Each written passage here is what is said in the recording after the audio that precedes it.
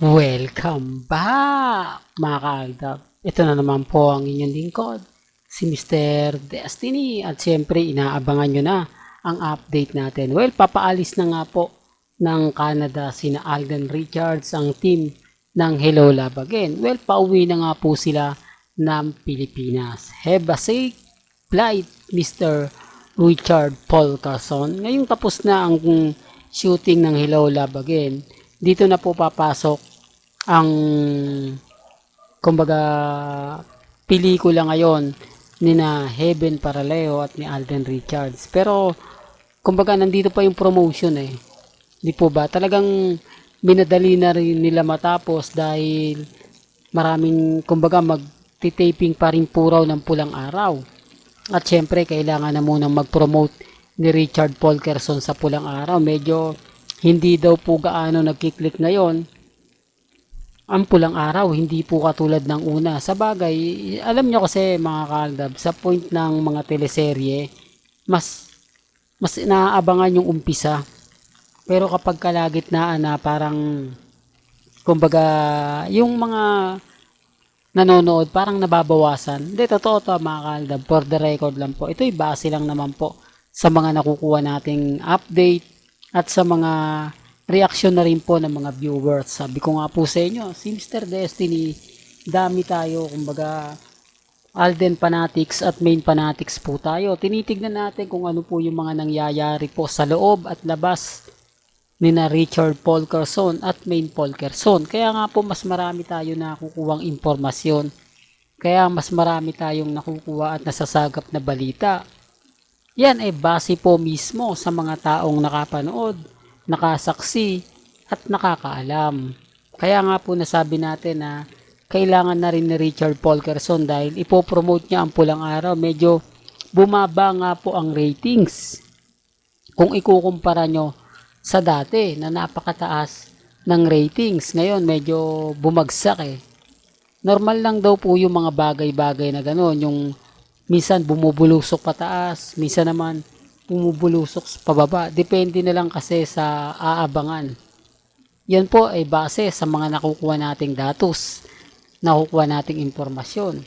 At syempre minamadali na rin po ang pelikula nila Heaven at ni Alden Richards. Sa mga nagtatanong, producer din si Alden pero kumbaga mas angat po ang pagpuproduce ni Boss Vic De La Rosario.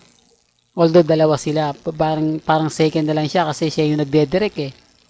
Di po ba? Kaya nga po hindi ito mas priority ng GMA Kapuso. Alam niyo kung bakit? Kasi wala po talaga sila. Hindi po sila kasama sa kumpanya na nagkaroon ng collaboration ang Viva Films at si Alden Richards. Hindi katulad ng Hello Love Again, kasama rito yung GMA Films. Para lang klaro. Pansin nyo naman po, siguro naman po, na lalaman nyo na, parang hindi naman kasi gaano na po promote itong out of order kung GMA Films yan. Pinalabas na yan. Po ba? Kumbaga, mas inuna pa po kaya lang, syempre, nakakontrata si Alden sa GMA.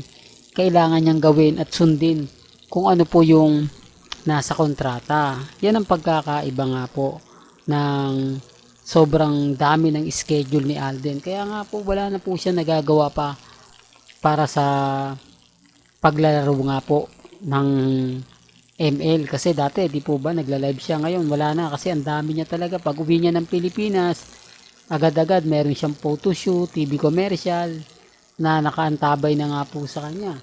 Pagkatapos, taping pa po ng Pulang Araw. Hindi pa po talaga may palalabas ang Hello Love Again, ang out of order. Tapos yung Hello Love Again, di po ba, nagkaroon na naman ng black screening sa Batangas. Sa SM Batangas. Grabe, no? Ganyan yung sinasabi natin mga kaaldab na kumbaga napakalayo pa kung titignan nyo ang November 13. Pero parang kinabukasan na lang eh. Kung makapag-post sila, makapag-update sila, talaga naman pong mauubos po yung ticket, di po ba? Dahil sabi ko nga po sa inyo, malamang sa alamang maagad-agad kumbaga maubos pag black screening. O, iba po kasi kapag ka nauuna ka. Sa mga hindi po nakakaalam, pagka black screening po, 4 na araw o 3 araw siya, correct me na lang if I'm wrong, bago siya ipalabas sa mismong araw. Ibig kong sabihin, baka black screening nito, November 10, mga ganon. Tapos sa November 13, showing na, o kaya November 13 yung black screening, mga November 16, 17, sa lahat na ng mga sinihan yan. Yun po yung, kumbaga, pagkakaalam ko. Well, correct me na lang if I'm wrong, ha? Correct me na lang if I'm wrong. Sabi ko nga po sa inyo, pagdating po sa pagbibigay ng update, mga kaganapan, talaga naman pong buhay na buhay si Mr. Destiny.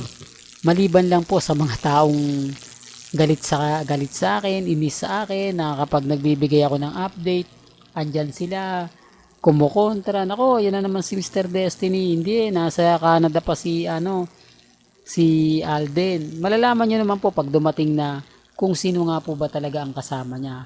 Marami nagsasabi na kasabay nga po raw niya yung team nila Katrin o buong team ng Hello Love Again. Siyempre, magkakasabay po yan. Maliban lang kung lilihis po si Alden o si Katrin. Pero alam ko sama-sama yan kasi kumbaga yan yung parang package deal ata yan, mga kaaldab, na bayad na po lahat. Kumbaga parang eto na yung araw na lahat sila kailangan makauwi na ng Pilipinas, kailangan kompleto na.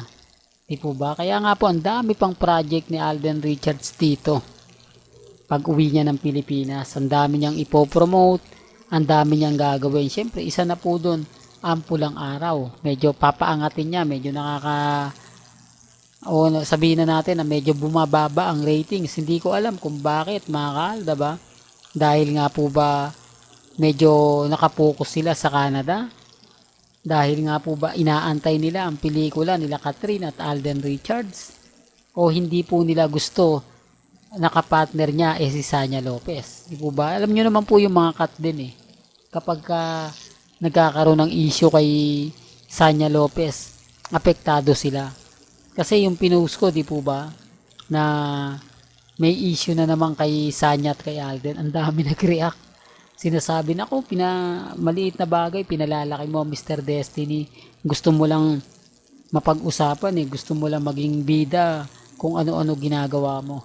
Ganun naman po sila. Halatang halata nga po, na bitter nga po talaga sila pagdating sa Aldab Nation. Real talk to, mga kaaldab.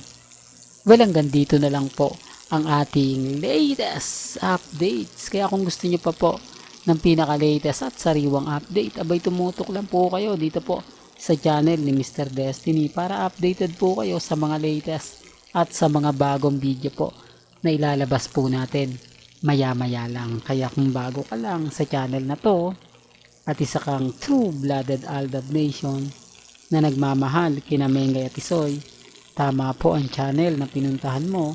Kaya consider na po kitang bagong subscriber. At huwag mong kalimutang i-share ang mga video po natin sa mga mami, sa mga titas, at sa mga senyor. Hanggang sa muli, salamat po sa panonood at pakikinig.